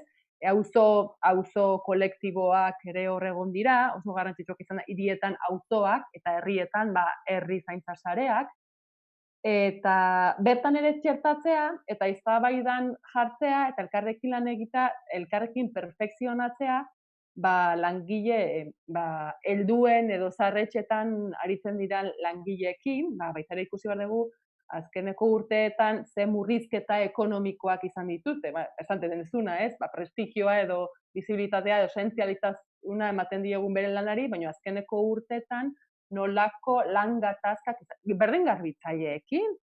Orain dela 2 aste, EHUko fakultate batean, garbitzaileen greba zegoen, ez da, handikan, 2 astetara, esentzialak bihurtzen dira, hori txoke, esentziala nik ustez puntualki dela, gero dena aztuko zaien hor, guri ez, espero, guri ez honetan gaudelako, baina esperatu ere.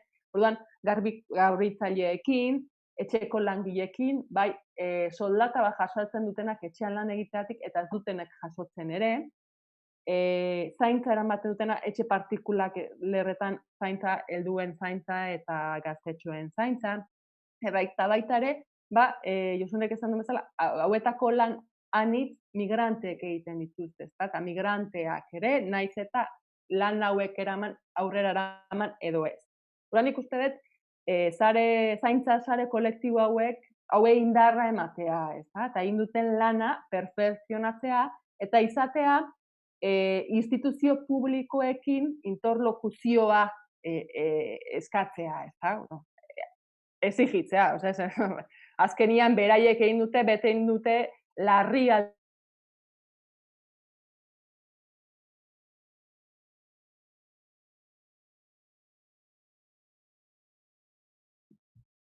Eten egin zaigula ematen du?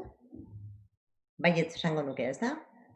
Eten zaigula Maiderren jarduna.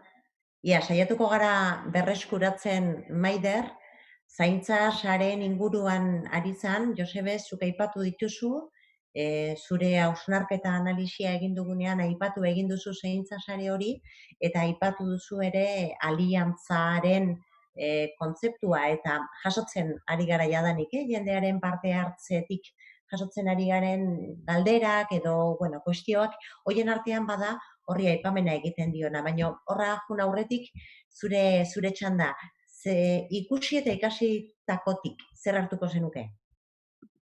Nik uste, Jan Maiderrek apuntatzen ari zanez, eta batetik nik esango nuke, bat, hausnarketa sakona, hau da, gizartea ez aldatuko, ez baditugu erdigunean beste balio batzuk jartzen, eta bera esaten ari zanez, esentziala dena, momentu honetan konturatu gara, esentziala zela, baina zer gertatuko da, hemendiken hilabete batzuetarako, ez? Horretarako adibidez, zaintza koordinadorak oso dokumentu potenteak eta prestatu ditu jendeari galdetuz. Gero ere bai, beste estrategia batzuk jarri dira martxan, erresistentzia kajak, bizi ahotsa, etxeko langileen erresistentzia kajak, antirrazistan erresistentzia kajak, jende askok ere dirua jarri du, ez?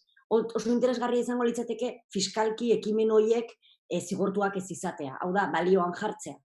Kontutan izan, estatuaren diru laguntzak edo gobernuen diru laguntzak iristen ez zirenean, jendeak dirua jarri behar izan duela. Horren, oso importantea iruditzen zait, gorputzen opresioak irakurtzea, hau da, despatriarkalizazioaren logika horretan sartu behar garela, eta horrek suposatzen duela, nik uste, demokraziaren erradikalizazio bat. Eta demokraziaren erradikalizazioa esaten dudanean, ez naizari zerbait violentotaz, baizik eta demokrazia oinarrira eraman behar dela. Orduan, zer erakutsi digu krisi honek? Nik uste nun dago akzioa. Gobernuek askotan gainetik begiratzen dute, eta nik uste garrantzia eman behar zaiela auzoko ekimenei, garrantzia eman behar zaiela herriko ekimenei, horrei erantzunkizun politiko eman behar zaie eta agentzia, adibidez, hasera mugimendu feministak deia egin zuenean mai tekniko batetara eta bai lehendakaria eta bai Nafarroko txibite interpelazio horretara deitu egin zienean ez zuten aintzakotzat hartu. Agian ere momentuko deialdi bat izan zen, baina bai egia da badarela beste administrazioko erakunde ezberdinetako, begira hor bueltatu zaigu Maider. Badaudela administrazio lokalean edo adibidez, oraintxe bertan gonbidatu gaituna, emakundek badirudi interesa beste tokietan ere badagoela, baina oso importantea da aliantzetaz hitz egiten dugunean, nire ustez, batetik.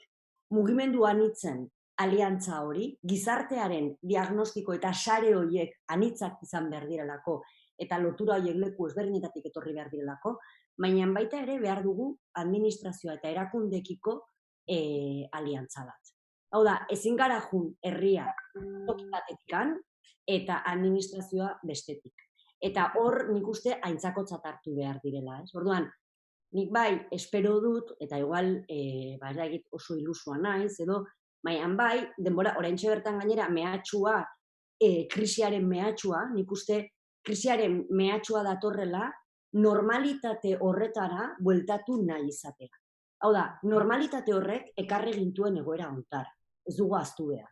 Orduan, nik uste, ez dela desiragarria, normalitate horretara bueltatzea. Baizik eta bilatzea gizarte orekatuago bat, eta orain da momentua gainera, eske ez da katastrofikoa jartzeagatik, baina orain izan dugu COVID-a. Bale, hemendikan urte batzuk aldaketa klimatikoa izan da.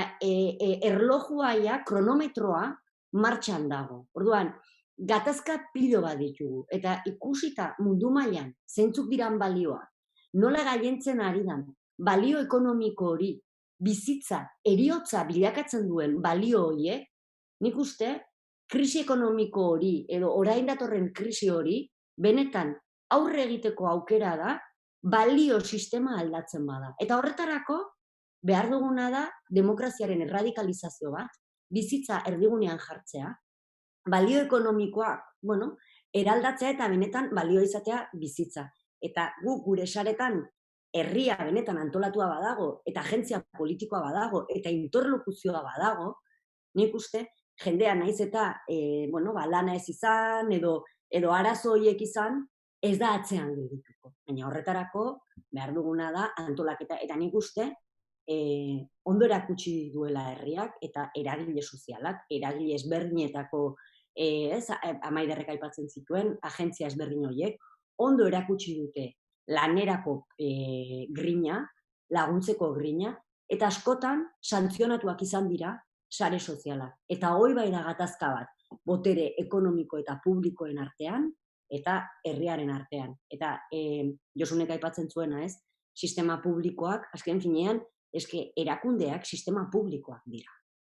Osea, eta gizartea publikoa da. Beraz, bateratu egin beharko ginateke edo gutxienez interlokuziorako edo demokrazia erradikal horretarako bidea ireki. Interes handia pizten ari da, jarraitzaileen artean, aliantza eta askotariko aliantza anitz horien inguruan. Zer egin, nola egin, oso interesgarria da, baino nork egin beharko luke honen pausoa, nola ezagutzen ote duzue horrelako kasurik, Maider berreskuratu zaitugu, ez dakit horri heldu nahi diozun. Ni esateko geratu nahi zena azkenian, bukatuko dut horrekin, eta gero agian beste horrekin jarraituko dut, baina bai azkenian beharrezkoa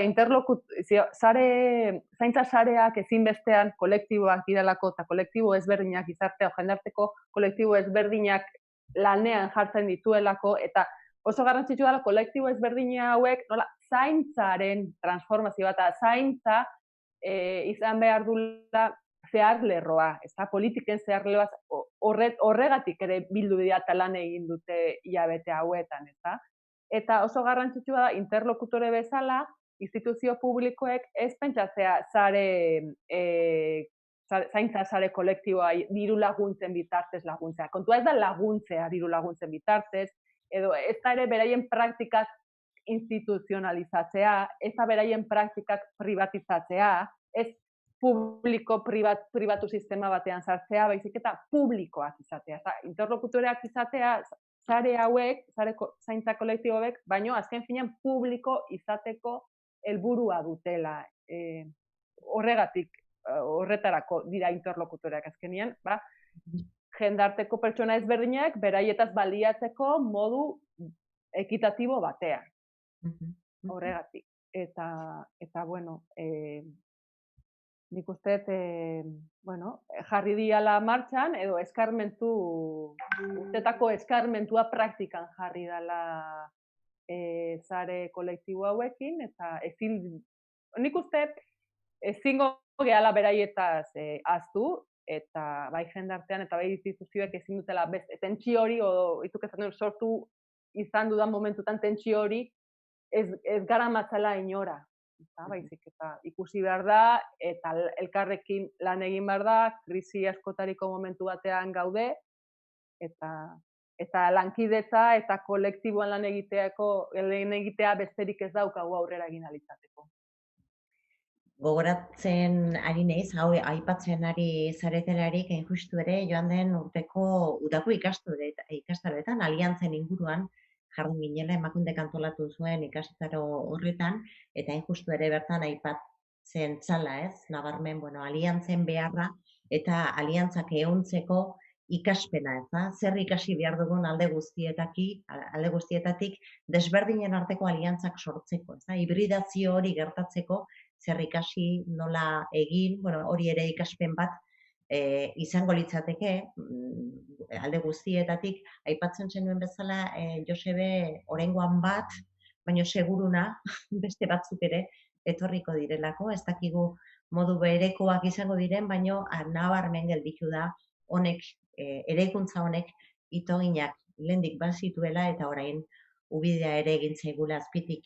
Galderak dexente jasotzen ari gara iruditzen baldin bazaizue, horietako batzan justu ere aliantzen inguruan, aipatu dizuet interes handia zegoela, eta interes honen inguruan segitzen dutela. Esate baterako Josebe galdetzen digute eraginguneaz berreskuratzeko nork hartu beharko lukeen lidergoa, dinamizazioaren erantzukizuna, ekimenak aurrera, emaitzak lortzeko, debate desberdinetan gatazka konpondu eta aurrera egiten lagunduko lukela uste duzu, horixe galdetzen dizute, aipatu duzun esperientzia edo, ideia horren, esperientzia horren aritik tira egin duzunean, horixe galdetzen dizute. Esperientziak anitzak dira, orduan nik uste bai eragingune izan liteke berreskuratu daiteken ekimen ban, baina berriro ere nortasun honetan nork egin behar duen edo, horre bazeuden agente batzuk eta momentu honetan nik uste ere agentzia hori errespetatu behar dela, Mugimenduek ere ikusi dugu gure burua, pandemia erdian lan egiten baldintza batzuetan gure bizitza ere sostengatu egin behar da, Orduan, nik uste azken finean eragingune izan zen esperientzia bat, baina zaintza saretatik tiratu, adibidez, auzoetan eman den mugimenduetatik tiratu, jendea, kasu askotan, elkartasuna erakutsi du antolaketa hori gabe eta antolaketak sortu egin dira. Gero beharko genuke ikusi nola estrukturatzen dira gauza horiek. Adibidez, udaletxe batzuk sortu dituzte herri mailak. Orduan, sortzen badira, adibidez, herri mailak gatazkak antolatzeko nun parte hartzea nahiko irekia den, eta horretarako behar ditugu parte hartzeko metodologiak eta dinamikak, azken finean, ehundakako pertsonen asanbladak eta horrelako gauzak ere arazoak sortu ditzazketelako. Orduan, bai horregatik hitz egiten duen demokraziaren erradikalizazio bat. Orduan, nik uste pertsona honek galdera egiten didan pertsona edo eragile bezala adibidez antolatuak hor eragingunen zeudenak ikusi beharko lukete esperientzia hori martxan berriro jartzeko indarra dagoen, baina ez da beharrezkoa idei hori edo sortutako esperientzia hori berpiztea. Agian egin daitekena da esperientzia horren gainean ikasi eta beste esperientzia batzuk sortu. Bai iruditzen zait oso importantea dela, kasu askotan pasatzen zaigu da, ez dakagula genealogia bat, ahaztu egiten zaigu genealogia. Ni mugimendura iristen nintzanean, 19 urtekin egin nahi dugu ez dakiz eta esaten ziguten, baina hori egin genuen ez dakiz urtean, eta ez ziguten momentu horretan gaizki hartzen genuen. Baina nik uste bai interesgarria dela transmisio hori. Ez bakarrik ekimena, gehi transmisioa, ze ekintzak egin diran, adibidez, plataformak, abortuaren plataforma pasada bat izan zen. 80. hamarkadan emakumeak ezin zutenean abortatu, mugimendu feminista antolatu zen, eta emakumeak abortatu egiten zuten. Eta orain, esperientzia horiek ere berrikusi daitezke eta martxan jarri daitezke. Nor, nik esango nuke, gu. Osea, ez itxaron norbait esperientzia edo dinamika bat martxa jarri arte. Antolatu gaitezke, taldeak sortu daitezke, eta koordinazio hori bilatu. Orduan, bai da importantea berriro ere sujetua nor, ez agentzia. Hasi egiten, hasi biltzen, zeintzuk dira kezka. Nora joan naiteke, talde asko daude martxan, Donostian esate baterako, asamblada feminista ireki bat dago. Joan alda nahi duena. Eta asamblada horrek ere parte hartzen du beste koordinazio batzuetan. Hiri bakoitzan modu ezberdinetan antolatzen dira. Herrietan antolaketa feminista dago, ez bakarrik antolaketa feminista duan. Bilatu daitezke sare horiek, baina berriro ere sujetua nor egingo digute ez goazen denon artean egitea. Galdera asko daude eta beste batzuk etortzen ari dire, galdetzen ziguten, entzuten ari gara denbora guztian genero ikuspegia txertatu behar da. Genero ikuspegia eta ikuspegi feminista gauza bera da. Hor usten dizuet, gogoeta egin, hausnarketa egin dezagun, zezuek ez duzu ikusten, jendeak ez du ikusten pantailatik, baina honik ikusten dut, ze Miriam Artola utzi dugu arratsaldearen hasieran hor akta egiten, eta gu hemen egon gara, bero, denetarik ematen eta bera egonda txintxo jasotzen. Bukatu behar dugu berehala eta nahi dut zuek ikustea, nik hemen ikusten dudana, izugarrizko bidea egiten lagunduko digulako. Eskatuko diot erakusteko, gero ere bukaeran ikusteko moduan utziko dugu, baino erakutsi mesedez Miri eta azaldu iguzu zer entzun duzun zuk, zer ikusi duzun eta zer jaso duzun.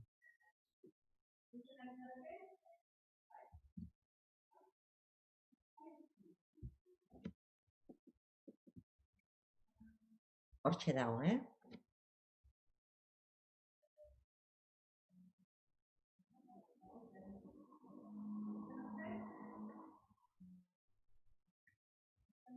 Bai? A ver. Ai, momentu bai. Ikusten ari gara Miri? Erdut lehenengo. Uste baino zailago da dana, hori aurrez aurre audira konpontzen dugu. Ya está, a ver, orain. Ikusten da? Bai. Gauza asko esan dituzue. Lehenengo partean,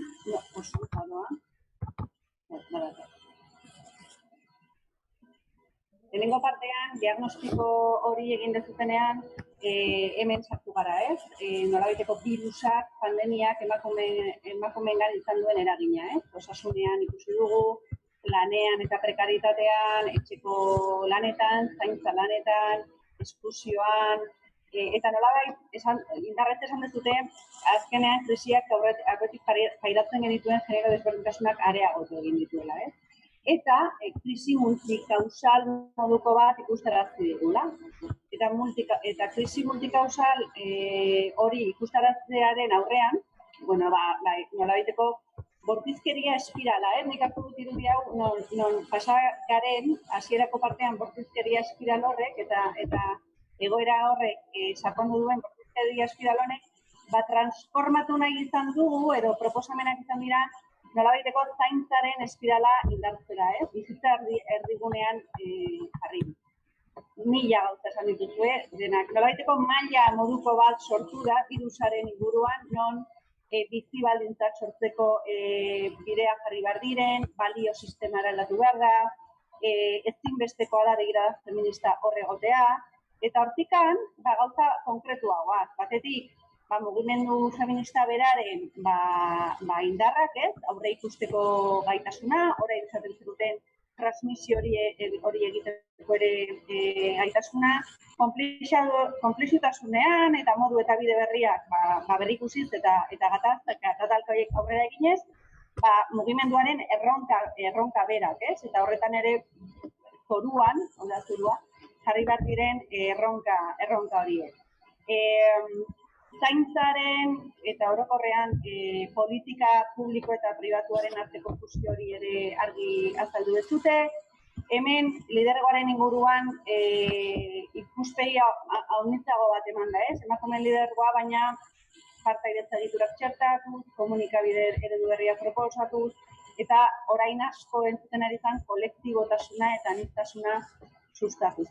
Guzti hori, beste nota gehiago, gauzak egiteko ahalmena izateko espazioak eta politikak sortu behar direla, agentzia esaten zenuten, eta indar askorekin aliantzak, aliantza anitz horiek egiteko.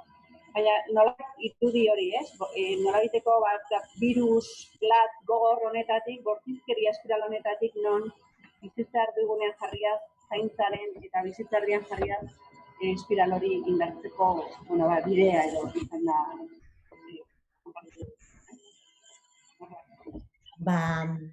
Garbira pasa behar baldin badira oharrak zati handi bat aurreratu digu Miriam Nartolak, bakta bisualak oso erraz kokatzen gaituelako, zuek aipatu dizkigutzuen gaietan, eta hori hortan ez da dudarik asmatu ez ditu egin, baina ikusten duzue bidea noraino eraman gaituen eta zer ikusgarri utzi digun. Gutxienez irakurketa hori eginda eta jendeak eman dizkigun gainerakoekin osatuz joaten da bidean garbira pasa behar direlako askotariko hausnarketak gero proposamen eta eginbide ere agentzia bihurtzeko. Amaitzen joan behar dugu, ordena jarri beharko diogu hone guztiari, baina amaitu aurretik azken ekarpen bana eskatu nahi dizuet hiruroi. Lehentasunak nabarmentzeko zaila da oso, baina denbora agortu egin zaigu ia, beraz eskatuko nizueke labur-labur aipatu diren guztietatik bat eta bakarra proposatu beharko bazenute zein litzateken. Azkenengo ronda Josune zurekin hasita.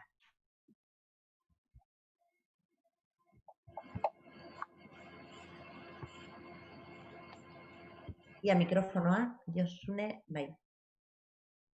Ez dakit. Bueno, bestela, aktibatzen duzun bitartean, joango gara Maiderrengana. Nik aipatuko nuke justo geratu gehan edo hitz egin dugun honen inguruan azkeneko partean, zaintza sarea kolektiboak, eta hauek ere ezinbestekoak direla, orain itxututa edo itzalean edo ikustezin geratu dan espazio pribatu horretan eta espazio pribatu horretan gertatzen dana, zaintzak, erlazioak, ez dugu hitz egin ez, baina azkenian konfinamenduan ostean, hainbat txosten badaude, nola erlazioak bortitzak, bai, violentoak edo bortizkeria matxista alde batetik daukagu, baita ere nola dinamikak etxean egotia atera ezin da, nola baita ere dinamika bortitzak sustatzen dituen, baita ere aurren medikalizazioa nola joko dan hemendikan aurrera, aurrek nola eramaten dian, hor gertatzen dana, azkenian dikotomia honek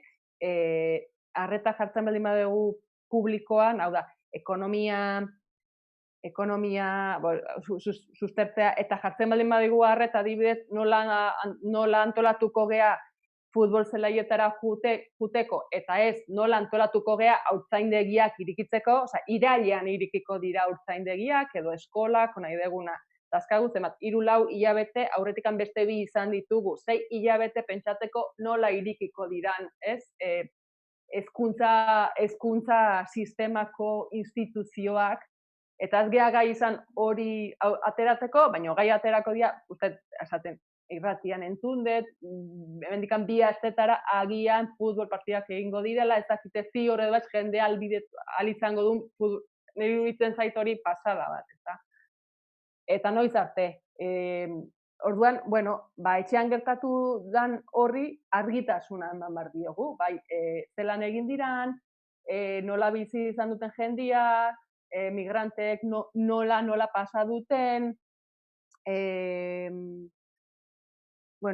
fokoa jartzea hori, eta fokoa jartzea hori, eta sareen bitartez, zaintza sareen bitartez, transizioa nahi duenak, transizioa edo ibil dezala espazio pribatutik, emakumeo gehatu gehala etxean gehien bat, espazio pribatutik espazio publikora.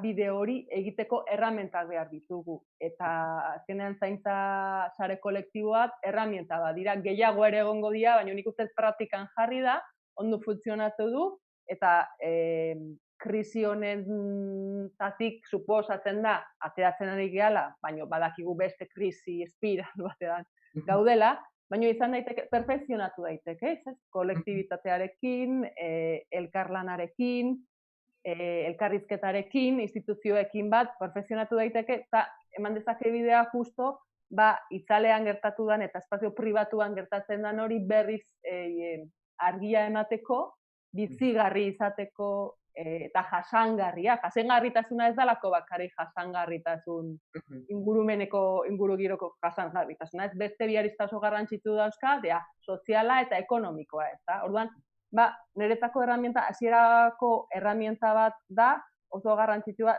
sare kolektiko hauek jasangarritasun sozial, ekonomiko eta ingurumen jasangarritasunerako bidea egiteko. Josebe, zure gana joango naiz, ez dakit Josune berreskuratzerik izango dugun, saiatzen ari da gaxua, baina zurekin zure gana, hemen da, lortu du, edo ez? Bale, bueno, zuk hitz bat esan dezu, hitz bat edo, labur-labur, nik zerbitzu publikoak, sendoak, indartsuak, ondo finantziatuak, hori azpimarratuko nuke. Osasun arloan, zerbitzu sozialak, arlo soziosanitarioa, egoitzak, aurreskolak, guzti hori. Gero, esango nuke baita ere, zaintza lanak agerian jarri behar direla. Askotan, izkutuan daude, ez dira existitzen, agerian jarri behar dira. Baloreak aldatu egin behar dira. Josebek eta Maiderreke esan dute. Baloreak aldatu egin behar dira. Eta baita ere, eskatuko nuke administrazioak datua jasotzen ditunean, beti, datu horiek segregatuak izan ditzatela, sexua edo hori generoa beti azaldu behar dela, gero ikerketak posible izateko. Eta niri interesgarria iruditzen zait baita ere, guzti hau ez dakit pasatuko den, baina behintzat, denbora pixka bat pasatzen denean eta beste egoera baten da gaudenean, ikertu egin behar da ze gertatu den, nola bizi izan duten jende askok eta emakume askok, zeren pentsatzen dut hor nahiko sorpresa eramango ditugula eta askok uste dugun baino okerrago pasatu dutela. Eta hor neurria jarri behar dira, gauzak zuzentzen eta konpontzen joateko aurrerantzean. Izango dugu gainera, zorionez ala zoritxarrez, ikasietakoa aplikatzeko aukera, batea ala bestea. Ondo egin dezakegu ala gaizki, baina gutxienez etorriko zaigu horretara ere jauzi egiteko unea. Josebe, zurekin amaituko dugu azken txanda hau, labur-labur eskatu dizuet, bukatzen denbora agurtu egin zaigulako, baina tira, azken titular hori eskatuko dizuet. Behar laburra izango naiz, nik esango nuke azpimarratuko nuke balio sistema erabat aldatu egin behar dela, bizitza erdigunean jarri behar dela, eta horrek suposatzen du gure logika bortxatzaile kapitalista patriarkal hori eta arrazista bertan bera utzi behar da, hitz egin dute regularizazioaz, hitz egin dute gauza askotaz, baina nik uste orokorrean balioak aldatzeko momentua dela, bizitza eta zaintza erdigunean jarri, eta denok bizitzeko aukera berdinak ditugula nabarmendu. Eta ez, nik uste insensibilizatu egin garela, eta ohituak gaudela arrazak, azal kolorearen gatik, genero kondizioaren gatik, ikustea badagoela jende bat bizi baldintzak ez dituela. Orduan, nik uste behar dugula gainera gizarte bat, geroz eta gehiago, emakumeak eta gizonak bereizten ez dituena, eta benetan opresioak ondo irakurtzen dituena, eta benetan zaintza eta bizitza erdigunean jarri. Eta bortxaketaren logika orokor hori bertan bera utzi. Eskerrik asko hiruroi. Aurrez aurre egongo bagina, elkar agurtuko genuke, Josune Oiarbide, Maider Silbeti eta Josebe Iturriotz, hola, banan-banan eta hotzean agurtuko zaituztet, espero dut, laister beste modu batez, egon, elkarrekin, egoteko modua izatea, edonola ere, gaur egin duzuen aleginaren mila esker esanez ere agur esango dizuet. Eskerrik asko orain bai, amaitu behar dugu, baino aurrena, azken hitza, Itaskun landaidari eman nahi diot, hortxe egonda adi-adi jasotzen orain arte esandakoa, eta badugu nahikoa lan, Itaskun, garbira pasa behar baditugu, jaso ditugun guztiak, zure hitza. Hori da, Pili, eskerrik asko. Bueno, zikloaren bidez, hasieran esan dudan modun COVID-19ak berdintasunean duen eraginari buruzko eztabaida eta hausnarketa partekatua sortu nahi genuen. Testu inguru honetan Euskal Herriko mugimendu feministako kideen ikuspegia eta hotzak hobeto ezagutzea ezinbestekoa zen. Mila esker beraz Josune, Maider eta Josebe zuen ekarpenengatik planteatzen dituzuen proposamenak eta aldarrikapenak hobeto ezagutzeko aukera ezin hobea izan da. Hainbat gai aipatu dituzue, bizitza erdigunean jarri, zaintza, kalitatezko lana, balio aldaketa, egoera zaurgarrienetan daudenak babestu, eta argi geratu da aurrean ditugun erronkei behar den bezala erantzuteko ikuspegi feminista eta genero ikuspegi intersekzionala aplikatzea beharrezkoa dela. Ikuspegi horiek zertatzeak ekarriko duelako neurri handi batean krisi honetatik ateratzeko modua. Makina bat erronka ditugu eta bat nator. Aurpegi ezberdinetako krisi honen aurrean espazio ezberdinetan gauden feministen arteko aliantzak beharrezkoak dira inor atzean ez uzteko. Benetan aberasgarria izan da solasaldia, akta grafikoan ikusi duzuenez ohar asko hartu ditugu gure hausnarketetan zertatzeko, beraz mila esker bihotzez, eskerrik asko baita ere saioa jarraitu duzuen guztioi, eta Pilar, Mirian eta lantalde osoari saioa ahalbidetzeagatik. Mila esker. Eskerrik asko, horixe parte hartu duzuen guztioi, bereziki hortxe egon zareten guztioi, 3. saioa izan da gaurkoa, segituko dugu, gogoeta egiteko asko daukagulako, oraingoz ez dizuet iragarriko noiz eta zein izango den gaia aurrengo saioan, horrela emozio pixka bat ere ematen diogu, adi-adi jarraituko dugu zer gertatzen den sareetan horren berri emango dizuegu, gogoeta egiteko oraindik asko falta zaigulako, eta gaurko saioak eman du, ez pentsa, hausnarketarako franko. Utziko zaituztegu, Mirian Artolak landu digun akta bisual hori agerian duzuela, gero ere zabaldu egingo duguna, badakizue ikusgai izango duzuela gaurkoa ere emakunderen gune virtualean, hainbat lagunek esan digute, euskeraz jarraitzeko zailtasunak eta zituztela, edonola ere guztiaren ondorioak jasoko ditugunez, zabaltzeko moduan ere izango da. Nire aldetik esandakoa, mila esker hor izan zaretelako, garbira pasatzeko nahiko lan badugu, eta gogoz egingo dugu zuekin batera hurrengo txandan ere. Mila esker.